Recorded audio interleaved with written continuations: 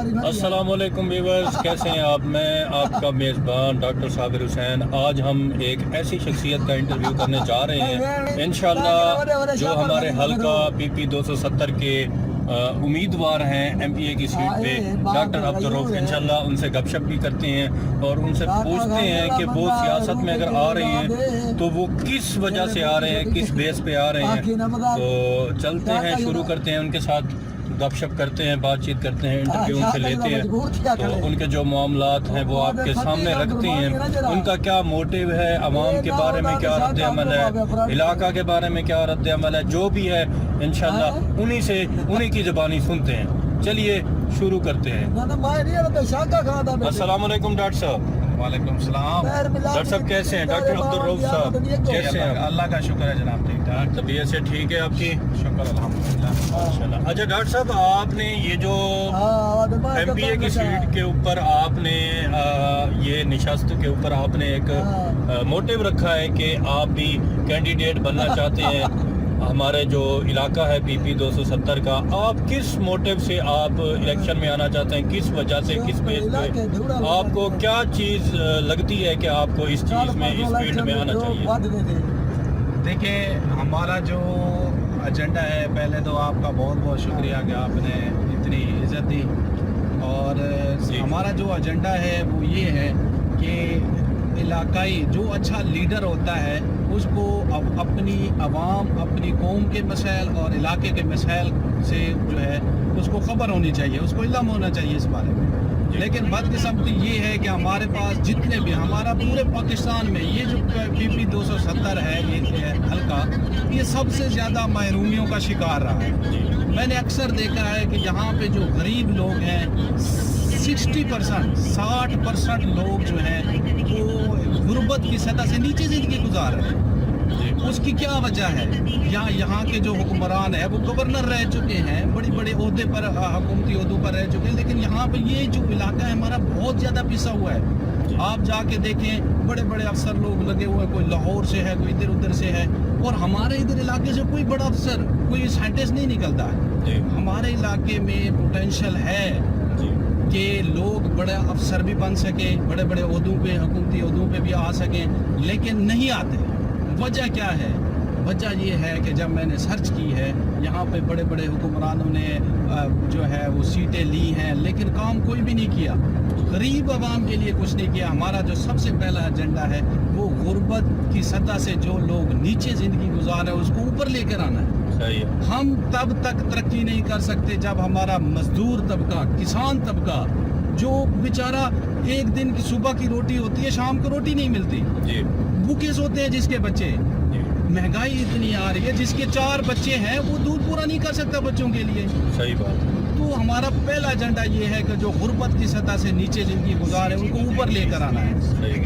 दूसरा जो हमारा एजेंडा है वो तालीम है। सही। ये जो निज़ाम तालीम का पाकिस्तान में दिया हुआ है, मैं नहीं मानता इस निज़ाम को, क्योंकि आप देखें जितने भी सिलेक्शन पॉइंट हैं, आप जब भी कभी अफसर के लिए अप्लाई करते हैं तो वो ये होता है कि आपको जितनी इंग्लिश आएगी आप उतनी ज़्यादा तरक्की करेंगे। सही है साबिर साहब, जब आप इंग्लिश को इतनी प्रायोरिटी देंगे तो जो हमारा गरीब बच्चा है जो टाट पे बैठ के स्कूल पे पढ़ेगा, जिसको 5वीं क्लास तक इंग्लिश नहीं पढ़ाई गई, वो कैसे ये टेस्ट पास करेगा, कैसे इंग्लिश में मजमून लिखेगा? सही। तो इसका मतलब है वो अफसर नहीं बन सकता, किसी अच्छे ओहदे पे नहीं आ सकता।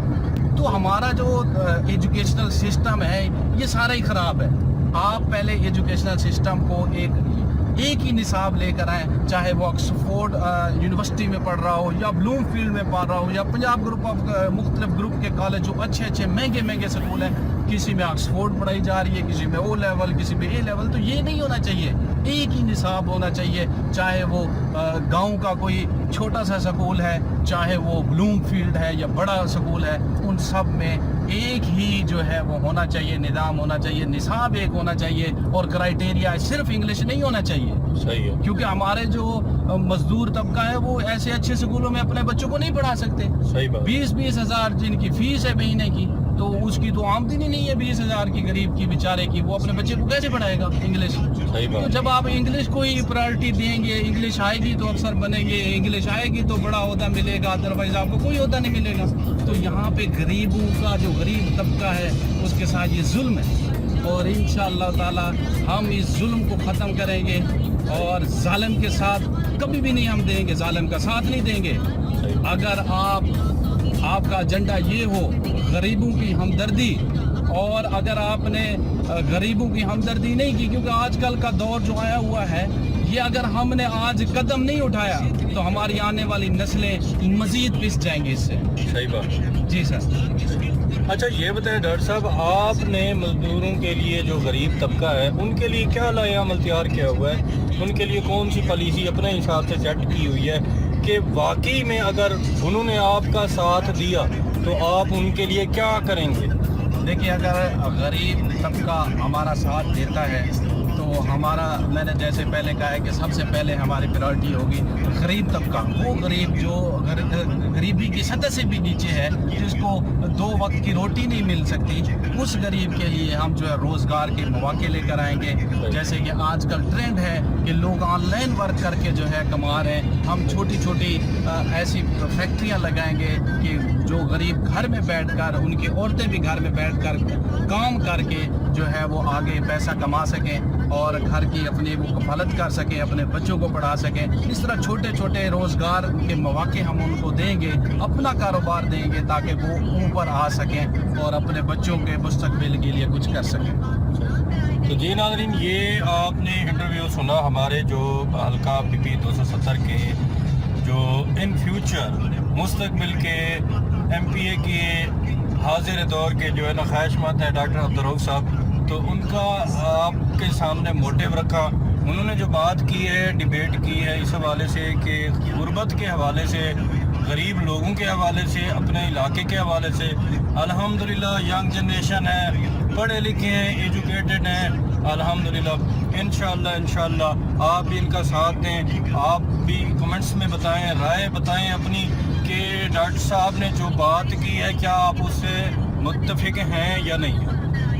तो अल्लाह हाफिज़, इंशाअल्लाह बाकी नेक्स्ट वीडियो में इंशाअल्लाह मिलते हैं, एक और मोटिव के ऊपर, मौक़िफ़ के ऊपर हमारी गुफ्तगू होगी इंशाअल्लाह। तो तब तक इजाज़त दें, अल्लाह हाफिज़।